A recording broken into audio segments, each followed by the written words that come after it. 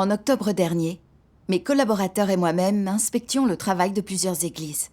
Quand nous avons découvert que l'évangélisation, l'abreuvement et d'autres travaux de l'église de Shenyang étaient paralysés.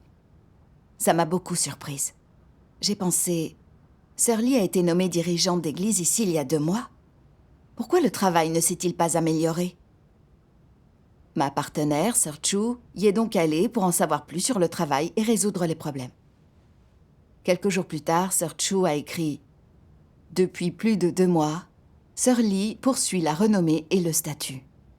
Elle est avide de succès rapides. Quand elle voit que le travail est inefficace, au lieu d'échanger sur la vérité pour résoudre les problèmes et aider les autres, elle les réprimande sans discrimination, disant qu'ils ont un mauvais calibre et qu'ils sont irresponsables dans leurs devoirs. Dans les faits, elle ne surveille ni ne supervise aucune partie du travail de l'Église. Du coup, beaucoup de branches du travail de l'Église sont au point mort. Après avoir lu la lettre, j'ai été choquée et j'ai pensé... Quand Sir Lee dirigeait d'autres églises, elle poursuivait l'image et le statut. Le plus important pour elle, c'était le regard des autres. Elle devenait négative quand on ne l'admirait pas, ce qui la distrayait de son devoir. On a échangé de nombreuses fois pour l'aider à résoudre ce problème. On l'a exposée parce qu'elle avait pris la voie des antéchrists de la poursuite de la renommée et du statut. Elle l'a admis immédiatement, avec un désir de se repentir. Et puis, elle a été capable de travailler avec des plans et des buts. Pourquoi le problème est-il réapparu après son transfert à l'église de Shenyang? C'est alors que je me suis souvenu que Sir Lee avait été démise d'un poste de dirigeante 2 fois avant ça, parce qu'elle poursuivait la renommée et le statut et ne faisait pas de travail concret. Bien que se connaissant un peu et ayant exprimé un désir de se repentir, elle poursuivait toujours ces choses avec obstination. Elle n'avait pas changé, elle ne s'était pas repentie. Or, les principes pour identifier les faux dirigeants et les faux collaborateurs disent « Ceux qui travaillent pour le statut, la réputation et le profit, sans poursuivre la vérité, sans avoir la réalité de la vérité, sont de faux dirigeants ou ouvriers. » Vu le comportement constant de Sir Lee, elle était sans doute une fausse dirigeante ne poursuivant que la renommée et le statut sans faire de travail concret. Mais cette fois-ci, j'avais recommandé Sir Lee comme dirigeante. Comme elle avait exprimé une certaine compréhension de sa poursuite de la renommée et du statut, et de son manque de travail concret, j'avais cru qu'elle pouvait accepter la vérité et qu'elle se repentait sincèrement. En plus, elle parlait bien, et elle était assez compétente dans son travail. C'est pourquoi je l'avais recommandée. Néanmoins, si elle était vraiment renvoyée en tant que fausse dirigeante, tout le monde dirait que je choisissais les gens sans principe. Incapable de différencier connaissance sincère de soi-même et connaissance hypocrite. Alors que j'étais dirigeante depuis de nombreuses années. Mes collaborateurs penseraient que je n'avais ni les réalités de la vérité ni aucun discernement sur les gens, vu que j'avais recommandé comme dirigeante quelqu'un qui ne poursuivait pas la vérité. Ne perdrais-je pas la bonne image que j'avais dans le cœur de mes frères et sœurs? Quand j'y songeais, je n'avais pas envie de faire face aux faits. J'espérais que Sir Chu pourrait aider davantage Sir Lee et réussir à la faire changer d'état. De cette façon, elle ne serait pas renvoyée, et mon statut et mon image seraient préservés. J'en ai donc discuté avec mes collaborateurs pour suggérer que Sir Chu aide davantage Sir Lee. Si Sir Lee pouvait changer d'état, elle pourrait encore faire un vrai travail. Mes collaborateurs ont accepté. Après ça, j'ai attendu la réponse de Sir Chu avec inquiétude chaque jour, en me demandant si l'état de Sir Lee avait changé. J'étais très nerveuse et inquiète. J'avais peur que mon image ne soit dégradée si Sir Lee ne changeait pas d'état et se faisait renvoyer. Sir Chu a répondu quelques jours plus tard. Sir Lee est à l'église de Shenyang depuis 2 mois. Elle fait pression pour que les tâches progressent mais sans échanger sur la vérité pour résoudre les problèmes. Elle ne fait aucun travail concret. Du coup, les problèmes des frères et sœurs ne sont pas du tout résolus. Elle disait avoir échangé sur le problème de Sir Lee et l'avoir souvent aidé. Or, celle-ci se souciait toujours de son image, de son statut et de la manière dont les autres la voyaient. Son attitude n'était pas du tout repentante. À la lecture de cette lettre, j'ai paniqué. Vu le comportement de Sir Lee, c'était une fausse dirigeante qui ne poursuivait que la renommée et le statut sans faire de travail concret, et il fallait la remplacer. J'allais en parler à mes collaborateurs, mais c'est alors que je me suis ravisée. J'ai pensé, j'ai choisi Sir Lee. À ce moment-là, j'avais dit à mes collaborateurs que même si Sir Lee avait été déjà renvoyée, elle avait une certaine connaissance d'elle-même et elle recherchait la vérité. C'est pourquoi mes collaborateurs l'ont acceptée. Si je leur dis maintenant que c'est une fausse dirigeante qui ne recherche pas la vérité et qui doit être renvoyée, est-ce que ça ne va pas me discréditer? En plus, comme je manque de discernement et que j'ai choisi une dirigeante qui ne recherche pas la vérité, ce qui a gravement nui au travail de l'Église, mes collaborateurs ne penseront-ils pas que je suis aussi une fausse dirigeante incapable de travail concret? Ce serait très embarrassant s'ils décidaient de me renvoyer. J'aurais cru en Dieu si longtemps pour devenir une fausse dirigeante et finalement être renvoyée. Cette pensée me rendait si malheureuse que je ne voulais pas proposer le renvoi de Sir Lee. Mais je me sentirais coupable si je ne le faisais pas. Si un faux dirigeant règne, ne serait-ce qu'un jour, le travail de la Maison de Dieu en pâtit. Et je ne défendais pas les intérêts de la Maison de Dieu. C'est vrai. J'étais déchirée à ce moment-là et je n'arrivais pas à me décider. Alors, dans mon tourment, j'ai prié Dieu. Ô Dieu, je manque de discernement. En recommandant Sir Lee comme dirigeante, j'ai beaucoup nui au travail de ta maison. Désormais, je sais que Sir Lee est une fausse dirigeante. Mais je ne veux pas le dire parce que je veux protéger mon statut et ma réputation. Ô Dieu, s'il te plaît, aide-moi à pratiquer la vérité et à protéger le travail de ta maison. Amen. Le lendemain, pendant mes dévotions, j'ai lu ce passage de la parole de Dieu. Souvent, en tant que dirigeants et ouvriers, vous ignorez les problèmes dans vos devoirs et peut-être même cherchez-vous des prétextes pour éluder toute responsabilité. Quand vous pouvez résoudre certains problèmes, vous ne le faites pas. Quand vous ne pouvez pas les résoudre, vous ne le signalez pas à vos supérieurs, comme s'ils ne vous concernaient pas. N'est-ce pas là un manquement à votre devoir? Traiter ainsi le travail de l'Église, est-ce intelligent ou est-ce insensé? C'est insensé. Ces dirigeants et ouvriers ne sont-ils pas des serpents? Ne sont-ils pas dénués de tout sens des responsabilités? Lorsqu'ils ignorent les problèmes qui se présentent à eux, cela ne montre-t-il pas qu'ils sont sans cœur et perfides? Les personnes perfides sont les personnes les plus stupides de toutes. Tu dois être honnête et responsable lorsque tu rencontres des problèmes. Et tu dois trouver des moyens de rechercher la vérité pour résoudre les problèmes. Ne sois pas une personne perfide. Si tu te dérobes à tes responsabilités et que, quand des problèmes surviennent, tu t'en laves les mains, même les incroyants te condamneront. Est-ce que tu t'imagines que la maison de Dieu ne te condamnera pas? Les élus de Dieu méprisent et refusent un tel comportement. Dieu aime les gens honnêtes et déteste les gens trompeurs et rusés.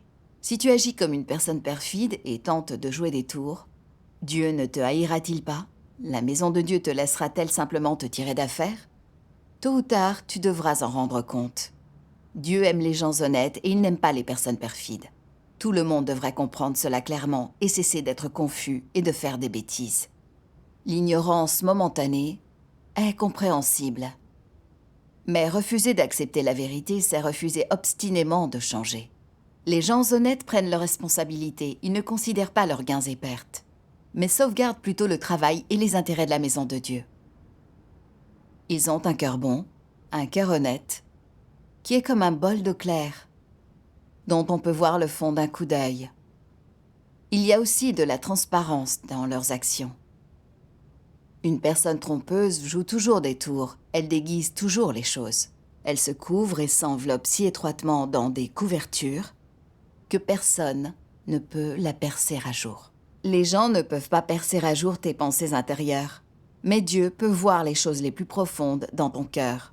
Si Dieu voit que tu n'es pas une personne honnête, que tu es rusé, que tu n'acceptes jamais la vérité, que tu essayes toujours de le tromper et que tu ne lui confies pas ton cœur, alors Dieu ne t'aimera pas. Il te détestera et t'abandonnera. Amen. Après avoir lu ces paroles de Dieu, j'ai compris. Dieu aime les gens simples et honnêtes, qui ont le courage d'admettre leurs erreurs et de les corriger. Quand on fait des erreurs dans son devoir, qu'on refuse de les admettre, qu'on essaye de se protéger et qu'on trouve des excuses pour les couvrir et se dérober, on est une personne sournoise, quelqu'un que Dieu est. Oui. Je me suis rendu compte que je n'étais qu'une malfaitrice sournoise. Comme je manquais de discernement, j'avais choisi une dirigeante qui ne recherchait pas la vérité, ce qui avait beaucoup nui au travail de la maison de Dieu. C'était déjà une transgression et j'aurais dû réparer mes torts. Mais pour préserver mon image dans le cœur de mes frères et sœurs, alors que je savais que le travail de l'Église pâtissait chaque jour où un faux dirigeant régnait, je n'ai pas renvoyé la fausse dirigeante pour protéger les intérêts de l'Église. J'avais commis une erreur après l'autre et j'avais délibérément voulu les couvrir. C'est vrai. Je me suis sentie très coupable. Dieu nous a fourni tant de vérité et la maison de Dieu m'avait cultivée pendant des années. Or, pour me protéger et fuir mes responsabilités, je laissais une fausse dirigeante gêner le travail de la maison de Dieu. J'étais trop égoïste, méprisable et malhonnête pour être considérée comme un être humain. Avec cette idée en tête, je me suis empressée d'aller voir mes collaborateurs et je leur ai dit « Sir Lee ne s'intéresse qu'à la poursuite de la renommée et du statut et elle ne fait pas de travail concret. Elle nuit gravement au travail, c'est une fausse dirigeante, elle doit être renvoyée tout de suite. » Après avoir échangé, les collaborateurs ont confirmé que Sir Lee était une fausse dirigeante et elle a vite été remplacée. Ensuite, je me suis ouverte à mes collaborateurs sur ce que j'avais exposé et appris à cette occasion. Ils ne m'ont pas fait le reproche d'avoir choisi une mauvaise personne. Et nous avons récapitulé nos déviations et nos erreurs en matière de choix des gens. Grâce à cet échange, j'ai compris que si j'avais choisi la mauvaise personne, c'était parce que je ne savais ni discerner la compréhension de soi authentique, ni reconnaître les gens qui recherchaient et aimaient sincèrement la vérité. J'ai alors lu la parole de Dieu à ce sujet. Elle m'a aidé à mieux comprendre. Et si on regardait un extrait en vidéo? Avec joie. Dieu Tout-Puissant dit : comment distinguer si une personne aime la vérité ? D'une part, il faut regarder si cette personne peut arriver à se connaître elle-même sur la base de la parole de Dieu. Si elle peut se connaître à travers la parole de Dieu, c'est quelqu'un qui aime la vérité. D'autre part, il faut regarder si elle peut accepter et pratiquer la vérité. Si elle peut pratiquer la vérité, c'est quelqu'un qui peut obéir à l'œuvre de Dieu. Si elle reconnaît seulement la vérité, mais ne l'accepte jamais ou ne la pratique pas, comme certaines personnes disent « Je comprends toute la vérité, mais je n'arrive pas à la pratiquer », cela prouve que ce n'est pas quelqu'un qui aime la vérité. Certains admettent que la parole de Dieu est la vérité et qu'ils ont des tempéraments corrompus, et se disent également prêts à se repentir et à devenir une nouvelle personne. Mais après cela, il n'y a pas de changement du tout. Leurs paroles et leurs actes sont encore les mêmes qu'avant. Quand ils parlent de se connaître eux-mêmes, c'est comme s'ils racontaient une blague ou criaient un slogan. Ils n'exposent pas leur fourberie du fond du cœur avec une attitude de haine et de dégoût, ou avec une attitude de repentance et de savoir. Au contraire, ils s'engagent dans des formalités et font semblant de se confier. Ce ne sont pas des gens qui acceptent sincèrement la vérité. Quand ces gens-là parlent de se connaître eux-mêmes, ils n'agissent que pour la forme et font semblant d'être spirituels. Tous les autres se confient et analysent leur propre fourberie, se disent-ils. Si je ne dis rien, je vais me mettre dans l'embarras, alors je ferai mieux de faire semblant. Ensuite, ils décrivent leur propre fourberie en disant qu'elle est extrêmement grave, l'illustrant de manière dramatique, et leur connaissance de soi semble particulièrement profonde. Tout leur auditoire a l'impression qu'ils se connaissent vraiment et les regarde alors avec envie, ce qui leur donne l'impression d'être glorieux, comme s'ils venaient de se parer d'une auréole. Cette manière de se connaître soi-même, en faisant semblant, associée au mensonge et à la supercherie, induit complètement les autres en erreur. Peuvent-ils avoir la conscience tranquille en agissant ainsi ? N'est-ce pas simplement une tromperie flagrante ? Quand ils agissent ainsi, ils ne se sentent pas coupables. Ils n'ont pas de cas de conscience après avoir usé de supercherie et de tromperie. Ils ne ressentent rien après s'être rebellés contre Dieu et l'avoir trompé. Et ils ne prient pas Dieu pour reconnaître leur erreur. Ces gens-là n'ont-ils pas le cœur dur ? S'ils ne se sentent pas coupables, peuvent-ils jamais avoir des remords? Une personne qui n'éprouve aucun remords peut-elle se repentir? Une personne au cœur impénitent peut-elle trahir les intérêts de la chair pour pratiquer la vérité? Non. Sans même le désir de se repentir, n'est-il pas absurde de parler de connaissance de soi? N'est-ce pas simplement une supercherie et une tromperie? Comment discerner si quelqu'un poursuit la vérité? Comment évaluer si quelqu'un est une personne qui poursuit la vérité? Supposons qu'une personne croit en Dieu depuis 7 ou 8 ans. Elle peut être capable de prononcer de nombreuses paroles de doctrine. Sa bouche peut être pleine d'un vocabulaire spirituel. Elle peut souvent aider les autres. Elle peut sembler très enthousiaste. Elle peut être capable de renoncer à des choses et elle peut aussi accomplir ses devoirs avec beaucoup de vigueur. Pourtant, elle n'est pas capable de pratiquer beaucoup la vérité, de discuter des expériences réelles d'entrée dans la vie, et encore moins de connaître un changement dans son tempérament de vie.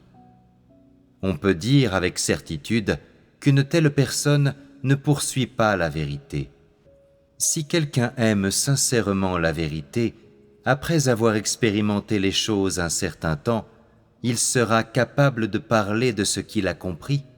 Il sera au moins capable, pour certaines choses, d'agir selon des principes. Il aura une certaine expérience d'entrée dans la vie et au minimum, il montrera quelques changements de comportement. Ceux qui poursuivent la vérité ont un état spirituel qui s'améliore constamment. Leur foi en Dieu augmente progressivement. Ils ont une certaine compréhension de ce qu'ils manifestent et de leur tempérament corrompu, et ils ont une expérience personnelle et un véritable aperçu de la façon dont Dieu œuvre pour sauver les gens. Toutes ces choses s'élèvent progressivement en eux. Si ces manifestations apparaissent chez une personne, on peut savoir avec certitude que c'est quelqu'un qui poursuit la vérité. Amen. Grâce à ces paroles de Dieu, j'ai appris que, pour savoir si quelqu'un recherchait vraiment la vérité, on ne pouvait pas se contenter d'examiner ce qu'il disait. Ce qui compte, c'est qu'il soit capable d'accepter et de pratiquer la vérité, et de se repentir sincèrement et de changer après un certain temps. Quand des gens recherchant la vérité subissent des revers, ils sont capables d'accepter le jugement de la parole de Dieu, de réfléchir sur eux-mêmes à sa lumière, d'analyser et d'exposer les intentions de leurs actes, de développer une haine sincère pour leur propre tempérament corrompu et du remords à cause de leur transgression. Ainsi, quand cela se reproduit, ils peuvent renoncer à eux-mêmes et pratiquer la vérité. C'est vrai. Avec le temps, ils grandissent dans la vie et leur tempérament corrompu change un peu. Si on compare son comportement à cette attitude, Sœur Lee était honnête en apparence. Quand elle avait été traitée, rappelée à l'ordre et remplacée, elle avait hoché la tête, reconnu ses torts, admis qu'elle poursuivait le statut, qu'elle n'avait pas protégé le travail de la maison de Dieu, qu'elle manquait d'humanité et dit qu'elle espérait gagner de l'entrée. Mais ensuite, dès que sa réputation et son statut étaient concernés, elle n'avait pas renoncé à elle-même et pratiqué la vérité. Elle avait même réprimandé ses frères et sœurs, ceux qui avaient nui au travail de la maison de Dieu. Elle était restée passive et n'avait jamais réfléchi sur elle-même. J'ai vu qu'elle n'avait aucune idée de sa nature corrompue ou de la source de son échec, ni aucun repentir sincère. La compréhension dont elle parlait n'était que des mots qu'elle répétait, une illusion pour embrouiller les gens. Quand quelqu'un qui a de l'humanité et qui recherche sincèrement la vérité se rend compte qu'il a gravement nui au travail de l'Église, il se sent coupable, il se déteste et il cesse de se soucier de ses intérêts personnels. Il se demandera comment faire du travail concret, rattraper ses transgressions et empêcher que le travail de la maison de Dieu en pâtisse plus. Malheureusement, je n'ai rien vu de tel dans le comportement de Sœur Lee. Ce qui prouvait qu'elle n'était pas du tout quelqu'un qui acceptait et recherchait la vérité. Au moment de la choisir, je ne l'avais pas évaluée selon le principe de la vérité. Je m'étais servi de mes propres idées et notions. Je n'avais regardé que ses bonnes actions superficielles et sa compréhension doctrinale, et j'avais supposé qu'elle avait un peu changé. J'avais donc choisi et utilisé la mauvaise personne, ceux qui avaient nui au travail de l'Église et à la vie de mes frères et sœurs. C'étaient les conséquences du fait que je n'avais pas cherché les principes de la vérité. Oui. Grâce à ton échange, je comprends. Pour savoir si quelqu'un recherche la vérité, on ne doit pas seulement se demander s'il parle bien. On doit voir s'il pratique la vérité, se repent vraiment et change. C'est ainsi qu'il faut évaluer les gens. Oui. Ensuite, j'ai réfléchi sur moi-même. J'avais clairement discerné qu'elle était une fausse dirigeante. Et je m'étais rendu compte que je m'étais trompée dans mon choix. Alors pourquoi avais-je voulu couvrir ça et lui laisser une chance? Plus tard, j'ai lu un passage des paroles de Dieu et gagné un peu de compréhension là-dessus. Quel que soit le nombre de mauvaises choses qu'un antéchrist fait, quel que soit le genre de mauvaises choses qu'il fait, que ce soit détourner, gaspiller ou utiliser à mauvais escient les offrandes de Dieu, perturber et déranger le travail de la maison de Dieu, ou gâcher complètement le travail de l'Église et provoquer la colère de Dieu, il reste toujours calme, imperturbable et indifférent. Quel que soit le genre de méfait qu'un antéchrist commet ou les conséquences que cela entraîne, il ne se présente jamais devant Dieu pour confesser ses péchés et se repentir dès que possible. Il ne vient jamais devant les frères et sœurs dans une attitude qui consiste à se mettre à nu et à se confier pour admettre ses méfaits. Prendre conscience de ses transgressions, reconnaître sa propre corruption, tout en regrettant aussi ses mauvaises actions. Au lieu de cela, il s'invente des excuses afin de fuir ses responsabilités et de rejeter la faute sur les autres pour restaurer sa réputation et son statut. Ce qui l'intéresse vraiment, ce n'est pas le travail de l'Église. C'est plutôt de savoir si sa réputation et son statut sont endommagés ou quelque peu affectés. Il ne cherche pas à compenser les pertes que ses transgressions causent à la maison de Dieu. Et il n'essaye pas non plus de compenser sa dette envers Dieu. C'est-à-dire qu'il n'admet jamais qu'il est capable de faire quelque chose de mal ou qu'il a commis une erreur. Dans le cœur des antéchrists, admettre ses erreurs de manière proactive et fournir un compte-rendu honnête des faits relève de la folie et de l'incompétence.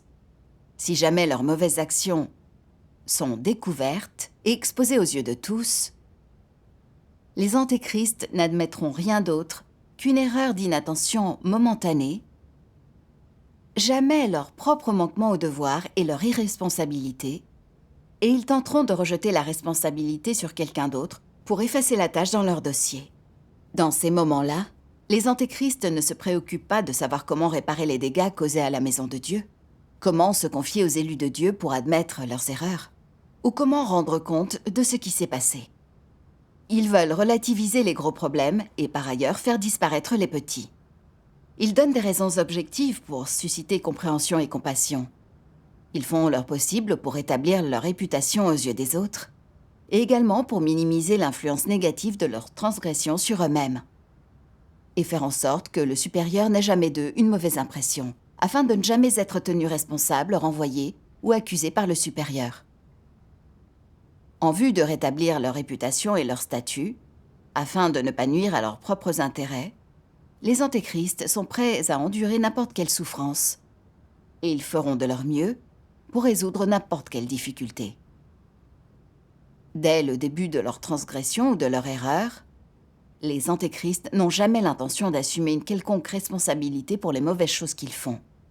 Ils n'ont jamais l'intention de reconnaître, d'exposer ou d'analyser les motifs, les intentions et la corruption derrière ces mauvaises choses, ni d'échanger à leur sujet, et il est certain qu'ils n'ont jamais l'intention de réparer les dommages qu'ils suscitent dans le travail de l'Église et le tort qu'ils causent à l'entrée dans la vie des élus de Dieu. Quelle que soit donc la perspective sous laquelle on envisage la question, les antéchrists sont des personnes qui n'admettent jamais leurs méfaits et ne se repentent jamais. Les antéchrists sont effrontés et insensibles au-delà de tout espoir de rédemption, et ce ne sont rien de moins que des satans vivants. Amen. Cette parole de Dieu révélait que les antéchrists ne reconnaissaient jamais leurs erreurs et ne se repentaient pas devant Dieu. Or, ils se demandent comment préserver et restaurer leur image dans le cœur des autres et comment consolider leur position. Je me suis rendu compte que j'avais le même comportement qu'un antéchrist. Au moment important de choisir quelqu'un, je n'avais pas cherché la vérité et j'avais choisi une fausse dirigeante. J'avais donc nui au travail de la maison de Dieu et à l'entrée dans la vie de mes frères et sœurs. J'avais transgressé. J'aurais dû me repentir devant Dieu, renvoyer Sœur Lee, et m'empresser de choisir la bonne personne pour rattraper mes erreurs et mes lacunes. C'est Oui. vrai. Mais j'avais peur, en parlant honnêtement des problèmes de Sœur Lee à mes collaborateurs, qu'ils voient que je n'avais pas la vérité, que j'avais un petit calibre, que je ne pouvais pas faire de travail concret, et que finalement ils me renvoient. Pour préserver mon image et mon statut, je m'étais dissimulée. Je n'avais pas osé admettre mes échecs et mes lacunes. Et j'avais commis d'autres erreurs pour couvrir mes erreurs, dans l'espoir que ma partenaire aiderait Sœur Lee à changer d'état. De cette manière, elle n'aurait pas été renvoyée, et mon statut et mon image auraient été préservés. Pour satisfaire mes intérêts personnels, j'avais négligé ceux de la Maison de Dieu. J'avais été complaisante envers une fausse dirigeante et l'avais couverte. J'étais devenue la complice de Satan pour perturber et gâcher le travail de la Maison de Dieu. Ça offensait gravement le tempérament de Dieu. C'est C'est vrai. vrai. En y songeant, je me suis sentie coupable et je l'ai regretté. C'était grâce à l'exaltation exceptionnelle de Dieu que j'avais un devoir important dans sa maison, mais je ne lui avais pas rendu sa grâce. Je m'étais souciée de mes propres intérêts à un moment crucial et j'avais ignoré ceux de la Maison de Dieu. N'était-ce pas une manifestation de fausses dirigeantes et d'antéchrist? J'ai songé à la façon dont les antéchrists n'agissaient que dans leur propre intérêt sans se soucier des intérêts de la Maison de Dieu. J'empruntais alors le chemin d'un antéchrist. Si je ne me repentais pas, je serais à coup sûr révélée et éliminée, comme les antéchrists. Oui. Oui.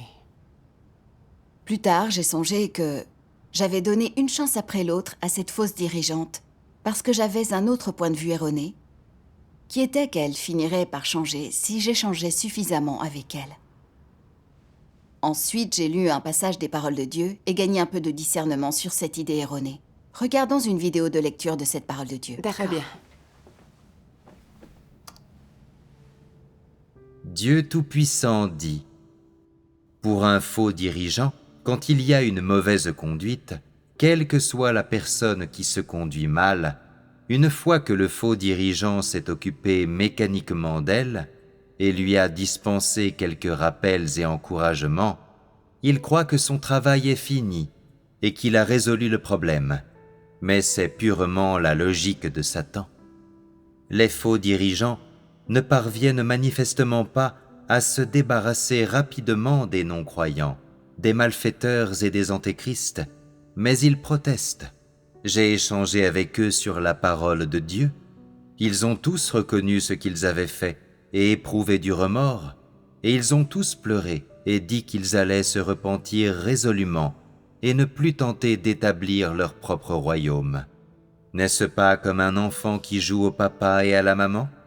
Ne sont-ils pas en train de se bercer d'illusions? Ces non-croyants, ces malfaiteurs et ces antéchrists sont tous des gens malades de la vérité. Aucun d'entre eux n'accepte la vérité du tout, et ils ne sont pas les cibles du salut de Dieu. Or, les faux dirigeants traitent ces non-croyants, ces malfaiteurs et ces antéchrists que Dieu déteste et méprise comme des élus de Dieu, et essaient de les aider avec amour. Quelle est l'essence de ce problème?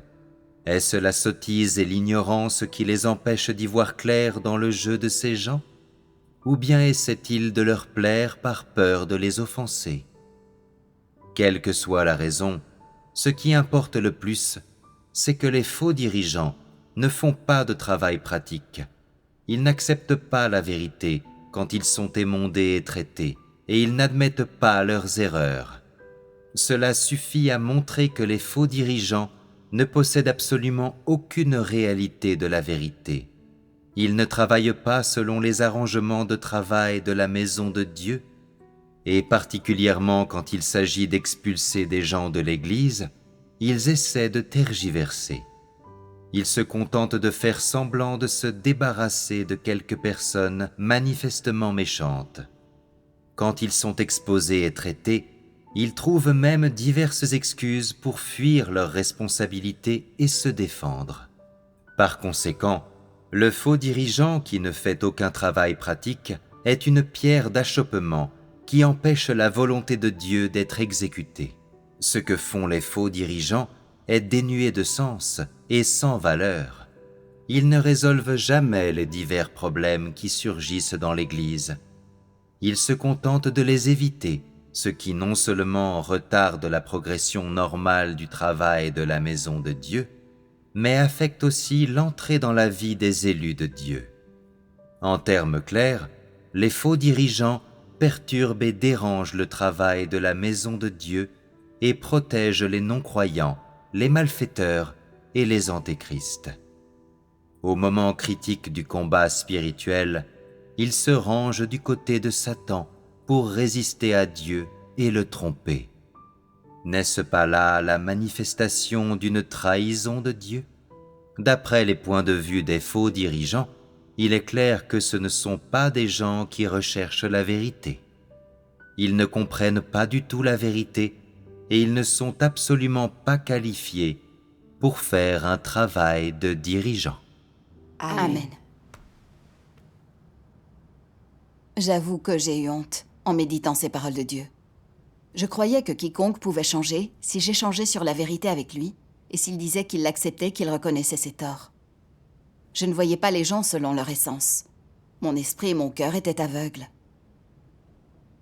Quand je venais de rencontrer Sœur Lee, j'avais exposé et analysé la nature de sa poursuite du statut et le chemin qu'elle empruntait. Comme elle avait exprimé une certaine compréhension et un désir de se repentir, je pensais que mon échange avait produit des résultats et qu'elle changerait. Je l'avais donc promue à un poste de dirigeante. Au bout d'un moment, Sœur Lee était retombée dans les mêmes travers et ne faisait pas de travail concret. Après l'avoir exposée et avoir échangé avec elle, en voyant son attitude sincère dans son désir de se repentir, j'avais de nouveau cru qu'elle changerait. Mais Sœur Lee avait toujours poursuivi la renommée et le statut, n'avait pas fait de travail concret, ne s'était pas repentie et n'avait pas changé. Elle était une fausse dirigeante depuis longtemps, mais j'avais continué à lui donner de nouvelles chances. J'avais été aveugle et ignorante. En réalité, échanger sur la vérité ne joue qu'un rôle secondaire. Le fait que les gens puissent changer dépend surtout de leur capacité à rechercher la vérité. Quand des gens recherchent sincèrement la vérité et l'acceptent, l'échange des autres, leur aide, leur direction et leur traitement peuvent les aider à réfléchir, à se connaître selon la vérité, à se repentir et à changer. C'est vrai. Quand des gens n'acceptent pas la vérité et sont dégoûtés par elle, vous aurez beau échanger avec eux, ils n'accepteront jamais la vérité. Ils ne se connaîtront pas et ne se haïront pas en se basant sur la vérité. Il leur sera donc impossible de changer. Je ne traitais pas les personnes selon la parole de Dieu et la vérité. J'appliquais aveuglément et avec arrogance des règles basées sur mon imagination. J'avais alors protégé une fausse dirigeante qui avait perturbé le travail de la maison de Dieu. J'avais simplement joué le rôle de Satan. En y réfléchissant, je me suis confessée à Dieu et repentie. « Ô Dieu, je veux corriger mes points de vue erronés. Chercher la vérité et agir selon les principes dans mon devoir. » Amen. Plus tard, je suis allée inspecter le travail d'une église et les frères et sœurs m'ont signalé que frère Chiang, le dirigeant de l'église, était passif et irresponsable dans son devoir. Dans les réunions, il n'échangeait pas sur la vérité pour résoudre les problèmes des autres. Le travail de l'église était inefficace, mais il ne supervisait absolument rien et il ne faisait aucun travail concret. Quand d'autres lui faisaient des suggestions, il ne les acceptait pas et leur donnait plein d'excuses pour les rejeter. Parfois, il disait « Pourquoi ne réfléchissez-vous pas sur vos problèmes ?» À cause de ça, les autres se sentaient étouffés. Il aimait aussi pinailler et avoir prise sur les autres. D'après les principes, frère Chiang était un faux dirigeant qui devait être renvoyé. J'ai demandé aux diacres de l'église ce qu'ils pensaient des problèmes de frère Chiang. Ils ont répondu « Frère Chiang ne porte pas de fardeau dans son devoir. » Mais à chaque fois qu'on échange avec lui, il montre une compréhension de lui-même et dit qu'il veut se repentir et changer. On veut l'aider, voir comment ça évolue. En entendant ça, j'ai pensé, d'après le comportement de frère Chiang, c'est un faux dirigeant qui doit être remplacé. Sinon, le travail de la maison de Dieu en pâtira. Mais les diacres ne sont pas d'accord. Est-ce donc moi qui ai tort? Si j'insiste pour qu'on renvoie frère Chiang et que je me trompe, que penseront-ils de moi? Diront-ils que je ne sais pas discerner les gens alors que je fais mon devoir depuis de nombreuses années? En m'apercevant que je pensais de nouveau à mon image et à mon statut, j'ai demandé à Dieu de m'aider. J'ai compris que les diacres ne prenaient en compte que les belles paroles de frère Chiang, au lieu de se baser sur la parole de Dieu.